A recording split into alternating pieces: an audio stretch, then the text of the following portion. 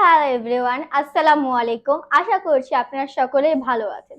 SHA-27 এর পক্ষ থেকে আপনাদের সবাইকে স্বাগত।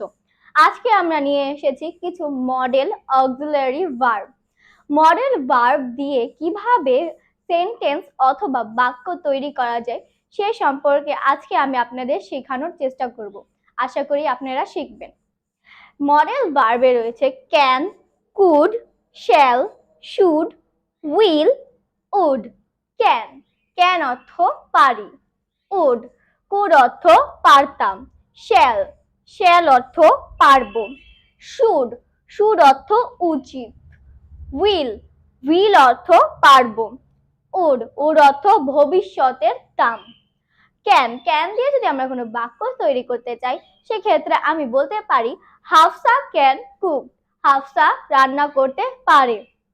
কুড, কুড অর্থ পারতাম।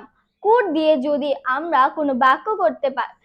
হ্যালো এভরিওয়ান, আসসালামু আলাইকুম। আশা করছি আপনারা সকলেই ভালো আছেন। SHA-27 এর পক্ষ থেকে আপনাদের সবাইকে স্বাগত। আজকে আমরা নিয়ে এসেছি কিছু modal auxiliary verb. Modal verb দিয়ে কিভাবে সেন্টেন্স অথবা বাক্য তৈরি করা যায় সে সম্পর্কে আজকে আমি আপনাদের শেখানোর চেষ্টা করব। আশা করি আপনারা শিখবেন। মডেল ভার্বে রয়েছে can, could, shall, should, will, would. Can, can অর্থ পারি। উড, কুড অর্থ পারতাম। শ্যাল, শ্যাল অর্থ পারবো। শুড, শুড অর্থ উচিত।